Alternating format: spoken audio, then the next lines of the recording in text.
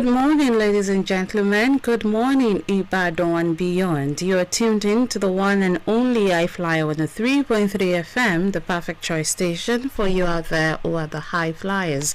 I trust that you had a wonderful night, and it feels right to be back again on the show this morning. Yes, this is Press Drive, your trusted daily guide through the headlines, highlights, and hidden gems across Nigerian newspapers.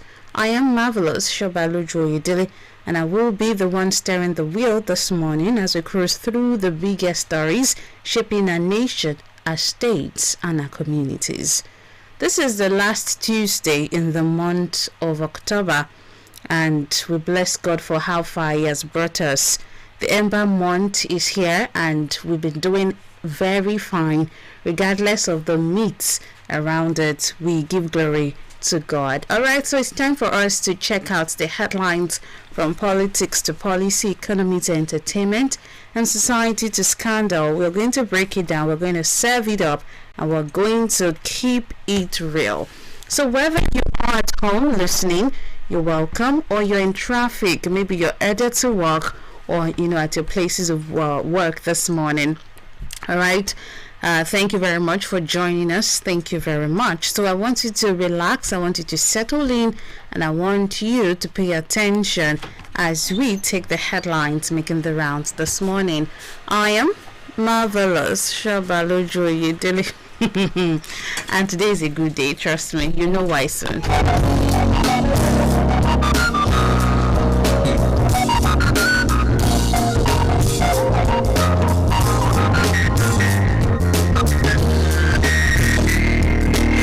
As you already know, today is the 28th day in the month of October 2025, and starting the headlines from the Punch newspaper. From the Punch this morning, 92-year-old Biya's 8th-term win sparks protests in Cameroon. 92 years old Biya's 8th-term win spark protests in Cameroon. You can check page 5 of the Punch for that particular story. Tinubu Obasanjo lead dignitaries to honor late Christopher Kolade. That's on page 8. Natasha broke penal codes in attacks on Akpabio and Bello, coming from AGF, and that's on page 9. Doctors mobilize for Friday strike amid 38 billion naira unpaid allowances.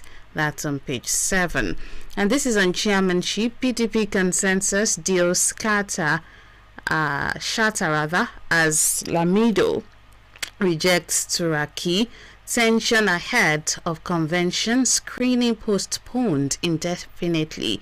Lamido heads to court. Turaki advances bid. All of these new service chiefs for immediate action. That's on page 2 as well. And this is on hardship. Akpabio Yelwatda challenge Nigerians to monitor governors. That's also on page 8. On page 5 of the same paper, collapse to Lagos Abuja occupants ignored distress signs coming from residents, and that's on page 5 as well. And the last one from the Punch paper, this is on terrorism. Judge begs Kanu in God's name to consult lawyers. That's on page 7 of the Punch paper.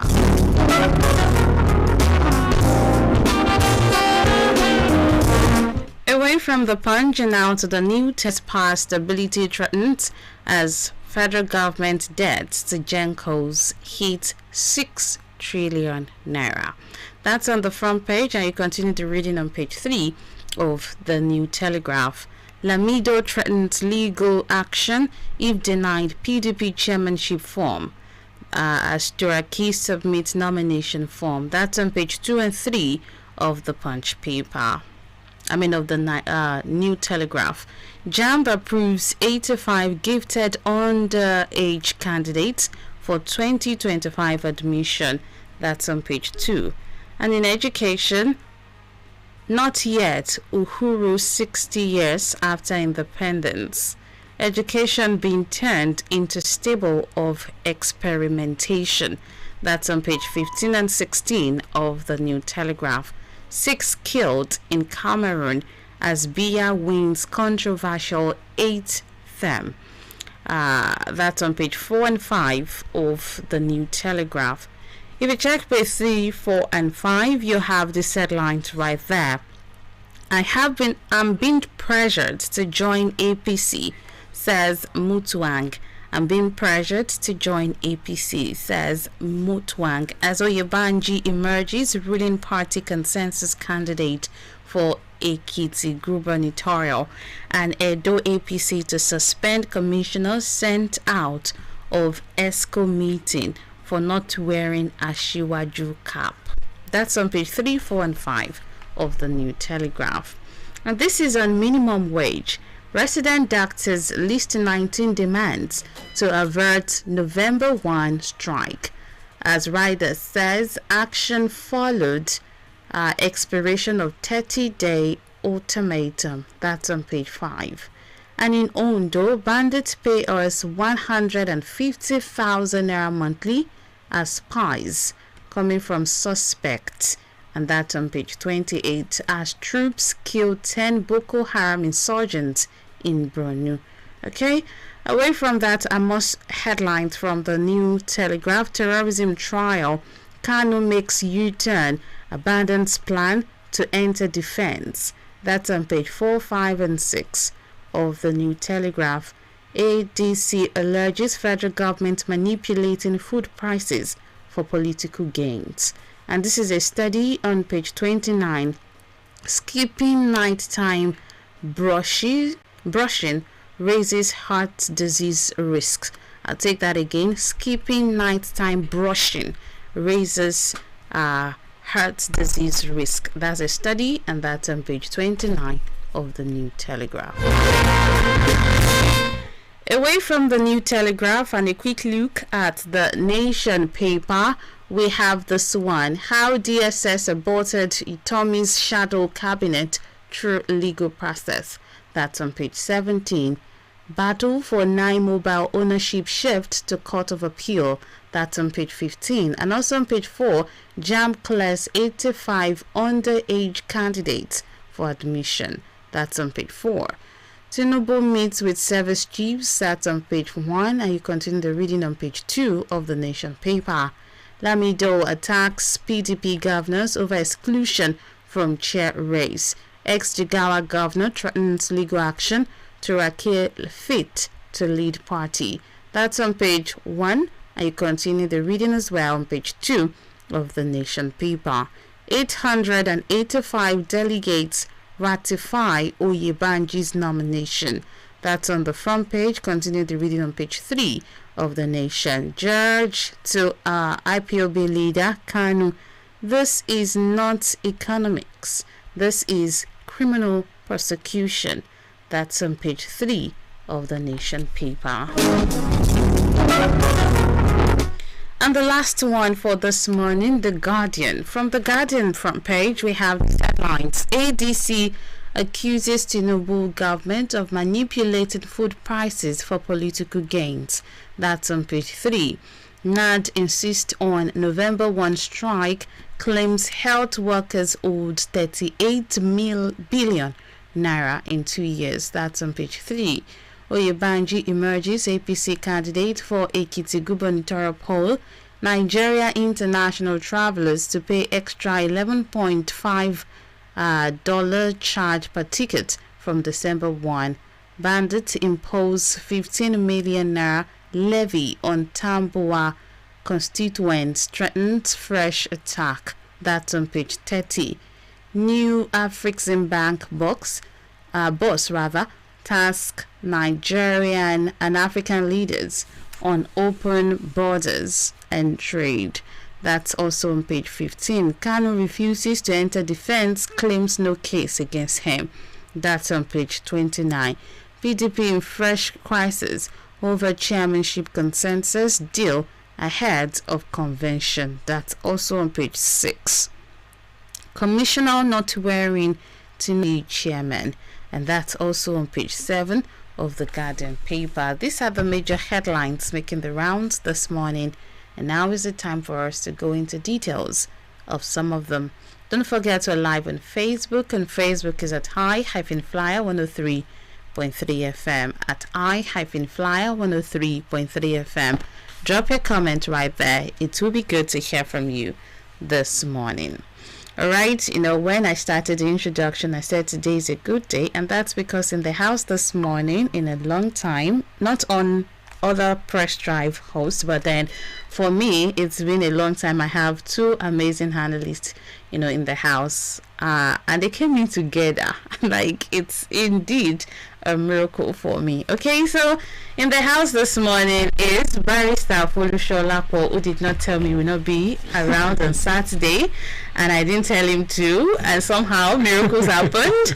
All right, and we also have okay, let's start with you first. Yeah. Barrister, good morning. Good morning this morning. Sorry that I didn't tell you for Saturday. It was just nature's call. Sorry. So I'm very sorry about that. Good morning, Nigerians. It's a good day and another day to just have a cup of coffee or tea or ogi. So just take one of them.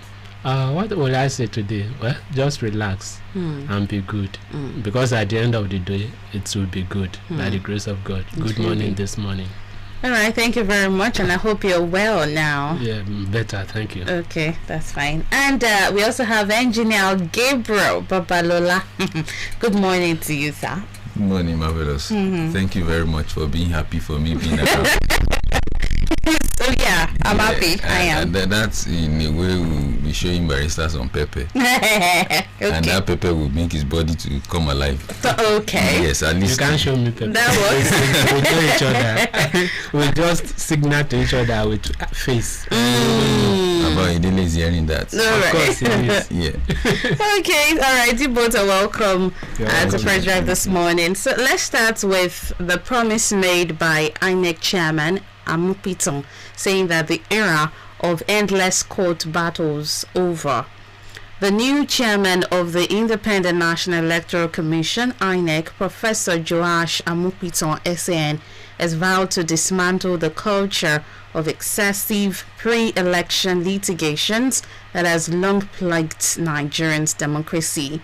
Speaking at the 56th Annual National Conference of the Nigerian Association of Law Teachers, NAT, at the University of Abuja yesterday, Amupito said one of his top priorities as INEC chairman was to end the courtroom. The INEC boss, who assumed office barely a week ago after being sworn in by President Bola Tinubu, said the electoral umpire would not continue to operate a system where over 1,000 pre-election cases were recorded ahead of the 2023 general elections. That is not democracy. That is litigation by other means, he declared. According to him, the solution lies not in endless legal battles, but in strict adherence to the law, beginning with the political parties themselves. Amupito stated, and I quote, "If political parties obey their constitutions, respect the Electoral Act, and align with the Nigerian Constitution, the avalanche of pre-election cases will collapse. My goal is simple, to make the law an instrument of change, not chaos. My desire is that when we get the law right, even the losers will be the first to congratulate the winner. That is when we can truly say our democracy has matured." End of quote. Amupito, a senior advocate of Nigeria and respected academic, called on the National Assembly to strengthen the country's electoral laws, insisting that the credibility of elections depend on robust legal frameworks and political parties that practice genuine internal democracy, while acknowledging that some lawyers might not welcome a reduction. Somebody that did it, Professor Jega did it. By the time he came into, was sworn in as the chairman of INEC, elections, people that went to courts for electoral matters were around 80%. 80% of the total candidates went to court for for to get the to let the court to interpret whether they won or not. When Jega came there, he reduced it to almost 40-something%, and that means somebody had already did it from 80 to 40. Saying a lot of things now. If he actually walked that talk and insisted that things must be done the right way. We saw what Orubebe and Professor Jega was doing then, and he didn't answer him until he made sure that Mr. Orubebe himself, regretted what he was doing, because an elderly man like that doing all that.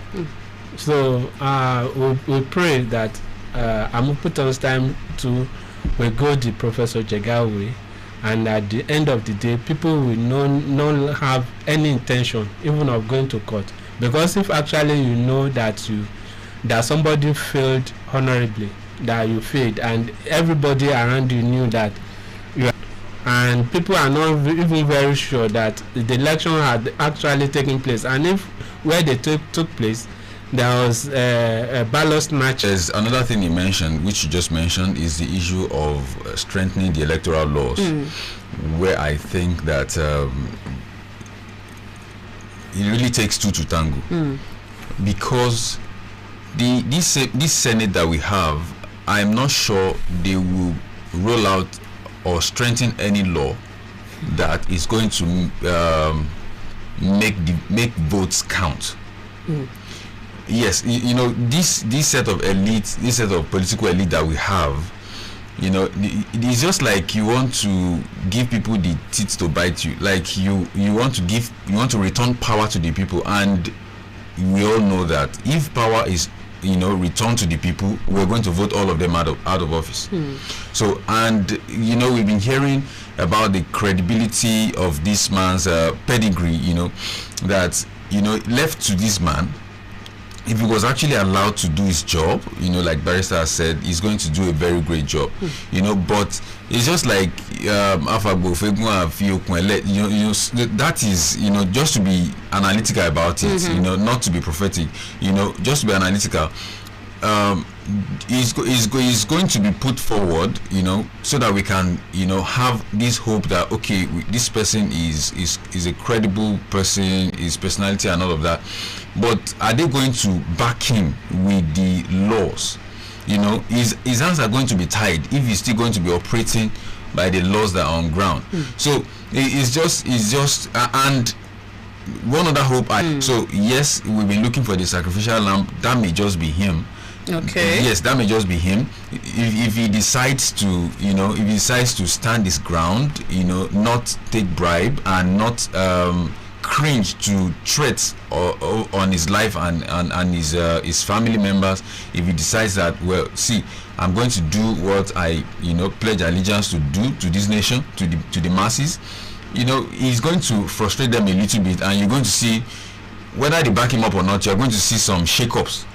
I believe you're going to see some shake-ups, but we are really not going to get the best out of him if the laws are not strengthened like he has proposed,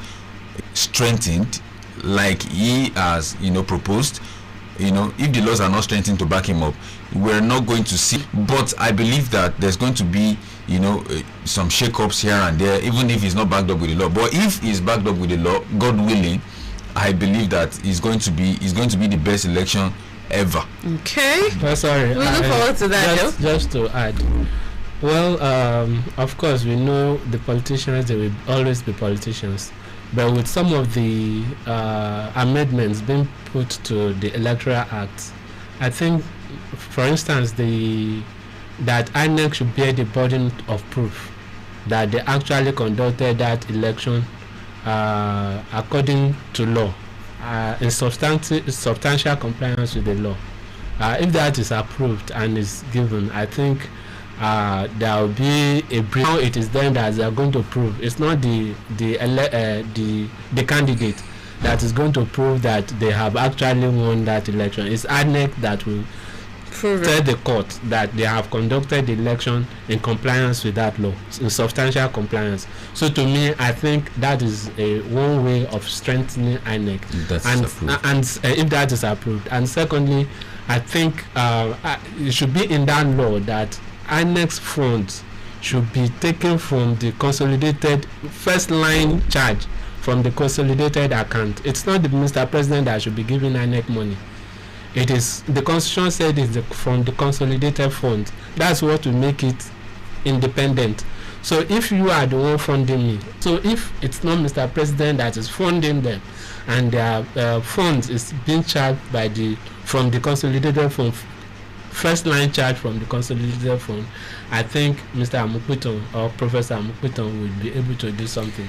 Okay, so like you said before, his goal is simple: to make the law an instrument of change and not chaos. All right, let's move away from that and let's talk about what the Office of the Attorney General of the Federation and Minister of Justice has said that Poti Duagan were in order because her conduct and actions against Senate President Godswill Akpabio and former Kogi State Governor Yahaya Bello contravened the Penal Code.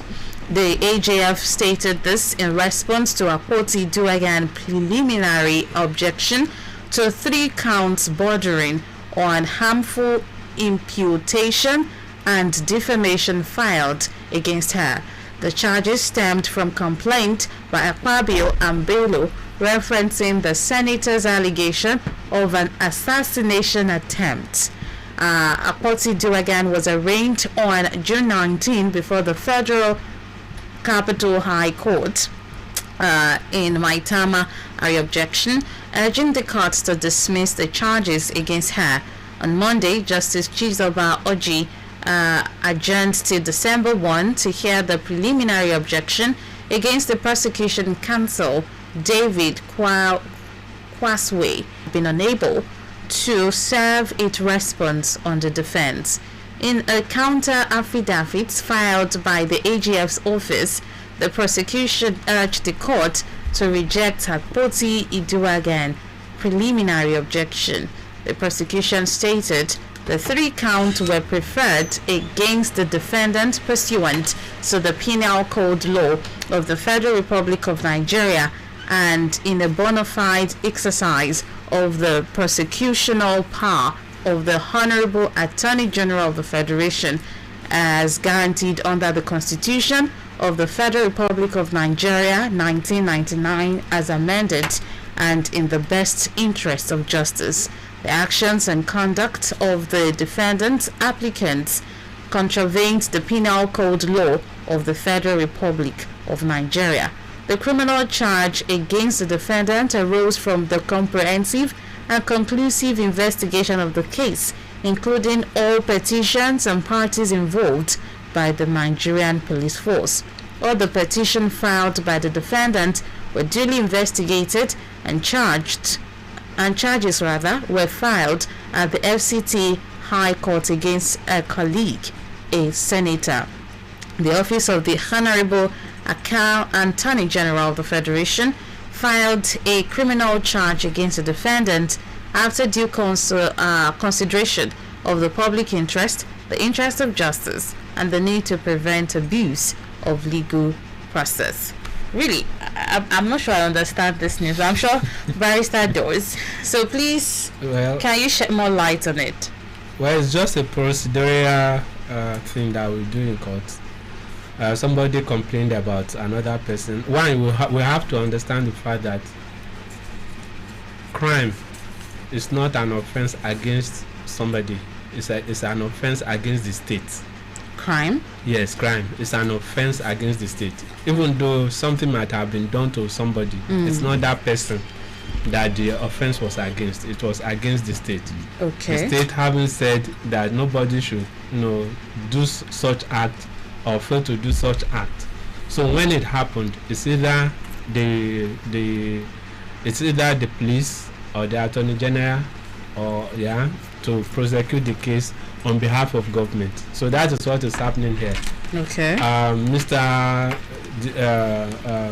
The Senate President Akpabio and Bello, petitioned the police that Miss Natasha was, accusing them of, that it was that they were plotting to kill her. this thing, that's one of his functions, to prosecute matters on behalf of the state.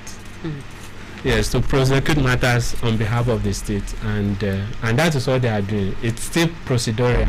Okay. We cannot go into the the nitty-gritty of the case because it's in court. Okay. So, but I can just tell us that what they are filing processes in court, it's those processes that journalists saw and were interpreting. Okay. And for now, there's nothing in body. All right. Yeah. Okay, that explains it. So let's quickly move on to politics then. On chairmanship, PDP consensus deal shatters as Lamido rejects Turaki.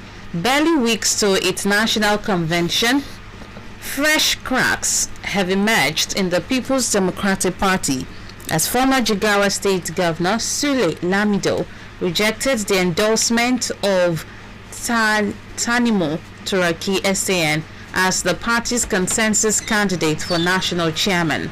The disagreement has again thrown the opposition party into fresh tension and set the stage for a courtroom battle, even as Turaki's camp pushes ahead with its campaign.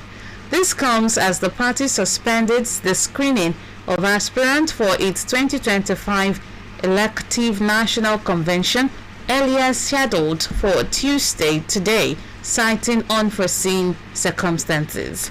The decision comes less than a month before the much anticipated convention has raised concerns within the party and among political observers about possible internal challenges and the indications and implications for the opposition's preparation.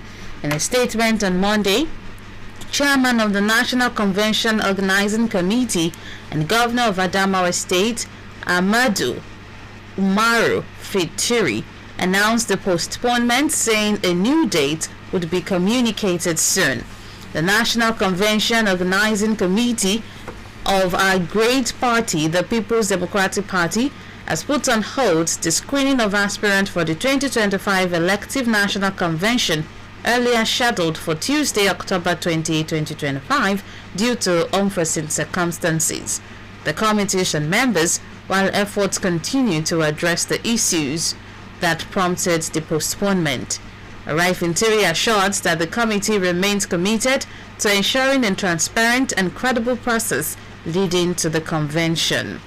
The PDP's 2025 elective national convention, built to hold in Ibadan, is expected to draw top party leaders, governors, and stakeholders from across the country as the opposition party seeks to reorganize its national leadership ahead of the 2027 general elections. On Monday, former Jigawa State Governor and PDP chieftain Lamido threatens to take legal action against the party if he was not granted access to purchase nomination forms ahead of the forthcoming national convention scheduled for November 15 and 16 in Ibadan, Oyo State. Lamido, while speaking with journalists in Abuja after his attempt to obtain the PDP national chairman nomination form proved unsuccessful, disclosed that both the party's national secretary, Senator Samuel Ayawu, and the national organizing secretary, Umaru Bature, were not involved in the matter. In their brief remarks, Ayawu and Bature disclosed that as party officials, they have not come across any nomination forms since the commencement of preparation for the forthcoming convention. However, not consensus candidate for the PDP national chairman and former minister of special duties and intergovernmental affairs, Turaki, formally submitted his nomination form, pledging to entrench fairness, discipline, and stability within the party if elected at the forthcoming national convention. Following during its 102nd National Executive Committee meeting held in August 25 in Abuja, the PDP agreed to zone its 2027 presidential ticket to the south while allocating the position of national chairman to the north.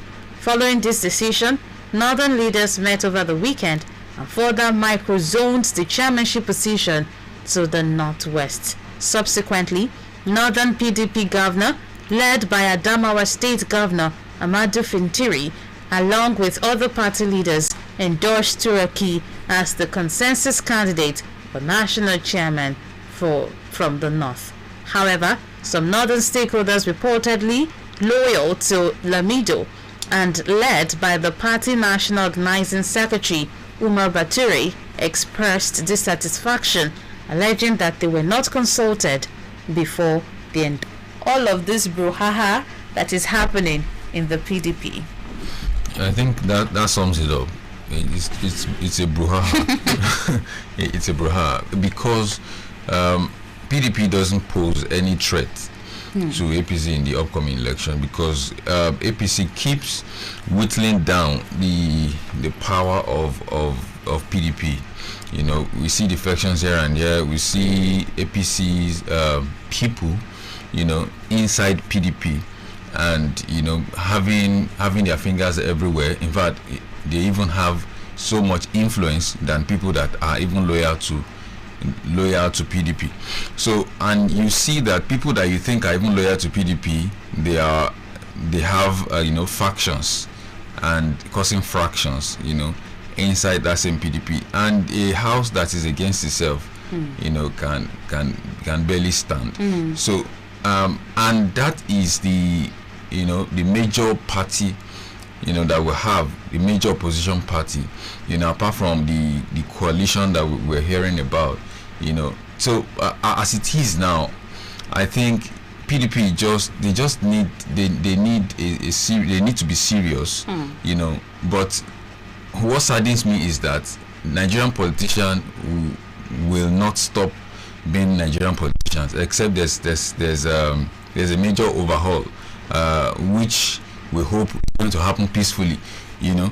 They are not going to stop, because their interest is just what they will keep pushing for. Their personal interest is what they keep pushing for. If something has been zoned, and if it has been zoned, I think if something has been zoned and then micro-zoned, I think that should have shaved off, you know, a whole lot of problems, you know, leaving just a few number of people to, if not choose a consensus candidate, at least you can be able to vote among yourself, cast a ballot within very few people, you know. And there and then, even if it was micro-zoned to a ward, there will still be problem.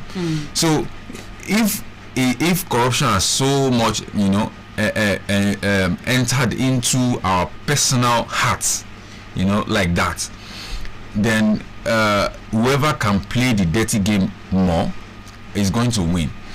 Because I'm not saying APC is better than PDP or the coalition is better than APC.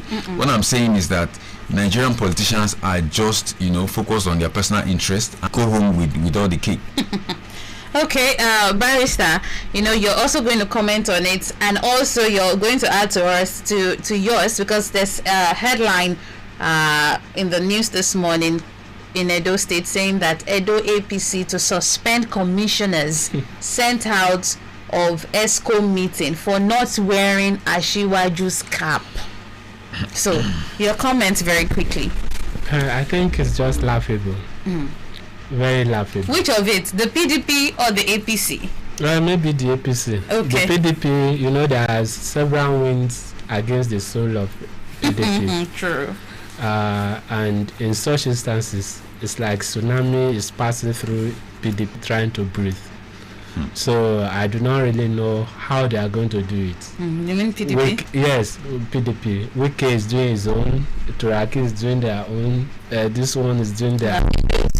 A whole lot of, I don't understand. To me, I I think Mr. President has won the election even before even the votes. Except God says otherwise. Except God says otherwise, because there are no standing and there's serious opposition against even him. the ADC or the Labour Party. See, what makes Labour Party were the obedient, and it appears they are the obedient are silent now. Yes, they are silent, and it appears probably their eyes are on another place, and I don't know.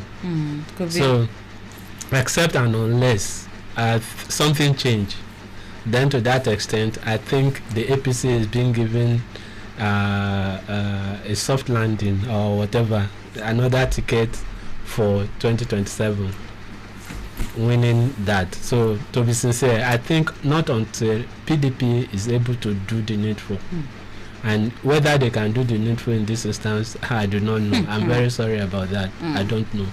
Now for that you did not wear Ashwaju cap and you have to be sent off the. It seems this particular, administration is being worshipped by the political party. It looks more like no. I think it is what happened during the election. If you know somebody stand by you throughout the election, you want to worship that person, and I think that's what the governor of Edo State, Mr. Okwebolo, is doing. Maybe he has never really seen himself as a governor until after the swearing. The governor Lele. So the person who helped him somebody compared him to Fubara yesterday, that while Fubara was doing the opposite to his godfather, this one has learned from Fubara's and is doing whatever he can to ensure that Mr. President saw him move, that I am yours. So that for the next 4 years. Okay, it's all right. And I think there's an accusation from the ADC saying that Tinubu's government is manipulating food prices for political gains. But of course told us that food prices will come down in 2026. I have said that severally. But has it really come down? But if he's manipulating it and we are getting better food prices, let's just keep manipulating it. Yes, I'm not even talking about the manipulation, but it's election year. I mean, it's towards election. For them to be able to win election, fuel prices to down now. It will come down. For the to be sincere, fuel prices will come down. And exchange rate will come down. So what is happening at that time that cannot be a consistent thing? It should have happened before that time. It is it's just politics. Yeah, to them, they do not know whether somebody is dying. All they know is that they want to do the right thing at the right time, and the right time for them is during politics, before election. Campaign is looming. And everything. You see, there will be a lot of money before going to 2027. Around 2026, maybe let's say between May, June, things will be everywhere. All right, it's time to take calls, but that would be after this commercial break. We'll be right back. Have you heard about Pending Hotels and Event Place? The Pending Hotels and Event Place is your spot for relaxation and entertainment, featuring an exquisite bar where a collection of tasteful drinks and cocktails are served. Enjoy your meals at the lounge restaurant with a menu of piping hot delicious dishes. Take advantage of the magnificent lodge for comfort, equipped with modern facilities including 24-hour power supply and Wi-Fi connection. It also has an event hall to host an array of events from birthdays, wedding ceremonies and anniversaries. Need more fun? Pending Nightclub opens every Saturday at 11 p.m. with maximum security guarantee. Pending Event and Hotel Place is located at number 33B, Jinarere Ishebo Alakia. Contact us via email at info@pendinghotels.com, on Instagram at Pending Hotels. Call us on 0705 442 2968. Pending Hotels and Event Place, the perfect relaxation spot. Don't you give up. Don't you give up. An investment in knowledge pays the best interest. It is imperative that parents prioritize education for the growth and future of their children by enrolling them to a school that can help develop their capacity and potentials. I-FLIER provide a serene environment, accommodating reception, well-equipped laboratory for biology, physics and chemistry, fully furnished classrooms, counseling rooms, e-library, halls for conferences, institutions, standby generator, Captivating curriculum, academic excellence, social amenities and structures, as well as dedicated dedicated teachers who are more than ready to train your children academically and morally. Admission is ongoing. Enroll your child to a primary and secondary classes today and enjoy the dividends of modern and quality education. Join the high-flying team and visit us today at Unit 1 to 5, I-FLIER College Road, Ogungbade, Ibadan. For further inquiry, call 0815-815-8707 or 0805-331-6634. I-FLIER International School. Nurturing I-FLIERs. All right, it's time to take calls. 0705 500 1033 0905 444 1033. Hello. Hello, good morning. Good morning to you, comrade. I'm Comrade Joshua from Olodo. You're welcome. Greetings to Barista and Ejina Babalola. Yeah, good Thank morning. you This very morning, much, sir. sir. On PDP case, PDP is an effective political party. The party that is vigilant of indiscipline. The party without a leader. So they will continue to do like that. You see, the lack of internal democracy within the party, the position of Turaki on the party will make the cover of PDP. I advise them to go and join ADC to concentrate on the formidable opposition. Thank you. All right, thank you very much. Very funny comment. 0705 500 1033 0905 444 1033. Hello. Good morning, Auntie Marvellous. Good morning, Daddy Ayodele. Good morning, my honorable barrister. Yeah, good morning this morning, sir. Good morning, sir. Yes, sir. Thank you. Yes, sir. Good morning, sir. Hello, sir. Yes, sir. Good morning, sir. Hello? Yes, sir. We can hear you. Okay, you are hearing me? Yes. As I already speaking from Anakia, You're welcome, sir. I just want to express my view on this people that are moving from PDP to APC. You see, the problem of people is that they are not real politicians. They are opportunists. You see, one governor said that the reason why they want to have a stake at the federal level, they don't want a state to be marginalized. There is no true politics in the country. That is why the party in power will always attract more clients from other parties. It's not only in the PDP. PDP did it in the time of Obasanjo now, when AG was completely dismantled. And the whole of Southwest states were merged into PDP then. Anyway, let's continue to watch their drama. Good morning. Thank you very much, Daddy Ayodele. And from the Facebook page, remember you can drop your comments right here at I-FLIER 103.3 FM live. Okay, let's take this call first. Hello. Hello. Hello, good morning. The immediate beginning of the fall of PDP was in 2023 with the antics of the G5 governors, and one of them seems to be, convening them together now. Can they work again? They are not serious. Thank you. Thank you too. All right, Pastor Dr. Mukala is live on Facebook alongside Kolawole Adaramola. Thank you very much for watching live. And yes, he sends his greeting. That's Pastor Dr. Mukala Famiwa. He says, "My dear great son, Pastor, salutations." Tolulope Adeyemi says, "Good morning. I think PPP leadership are only trying to salvage the party with their various actions of late by blocking actions of late by blocking any loopholes that wicked men can infiltrate the party again. And it's good because we need a strong opposition party to put this APC-led administration on toes by doing the needful so that they can review some of their economic policies that are making life more unbearable for the masses and plunging them into abject poverty on daily basis." Okay. All right. Pastor Dr. Mukaila Famiwa says, "Good morning," and good morning to you, engineer, as well. And he also said that Cameroon president at age 92, African leaders should fear God 6 people died as a result of that election. May God have mercy on African politicians. A big amen to that.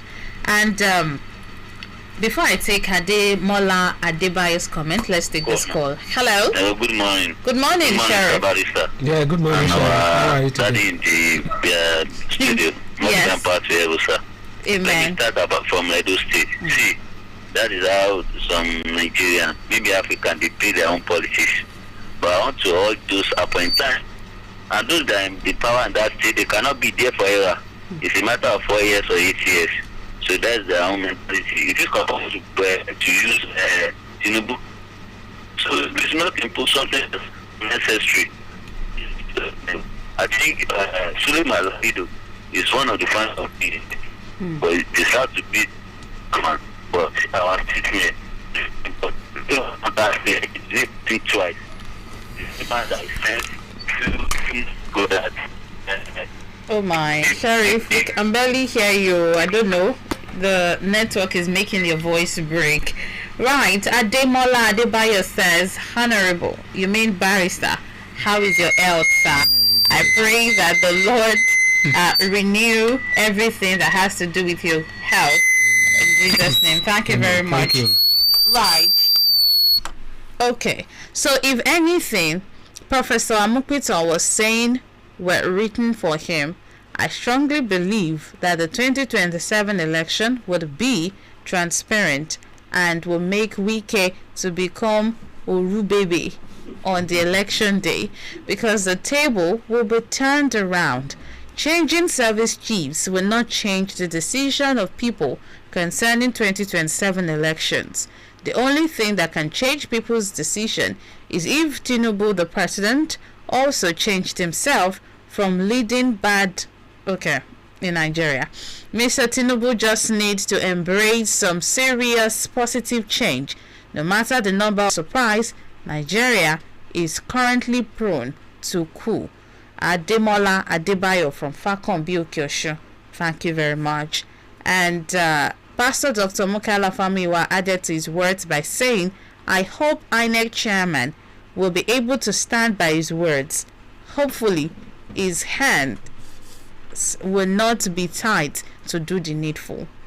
And Prince Bumi Adefusi says, good morning to you and the brilliant analysts. All right, PDP haven't met themselves as an opposition, and that's why we have been seeing defeated people here and there. I still believe the party will sail through after the internal crisis caused by its members. And Olakunle Akamu says, good morning, great team. Well done. I-FLIER radio is the best. It's a theme of joy. Of prices of goods are coming down. We pray for the sustainability of this and further reduction by God's grace. May Almighty God guard our leaders. God bless our great country, Nigeria. And Kolawole Adaramola. Good morning, Marvelous, barrister and engineer. Jonathan did what Mr. Amukpito said. Jonathan laid down a long Nigerian desired legacy by conceding defeat without going to court. Even congratulated his running mate ahead of time. This was a grand record in the history of Nigeria, but very sad enough, no one followed the legacy. Yet Nigerians still celebrate abnormalities in electoral corrupt practices. I am very scared if Nigerians really know what they are doing and are truly ready for the change they crave. I pray all Amukpito said will become a miracle, because the Nigeria I know is not ready for the change it's desired. APC is the greatest accident Nigeria ever had. Good morning, Nigeria. Those are not my words. Those are the exact words of Kolawole Adaramola. And also Busui Israel Ajewole says, good morning.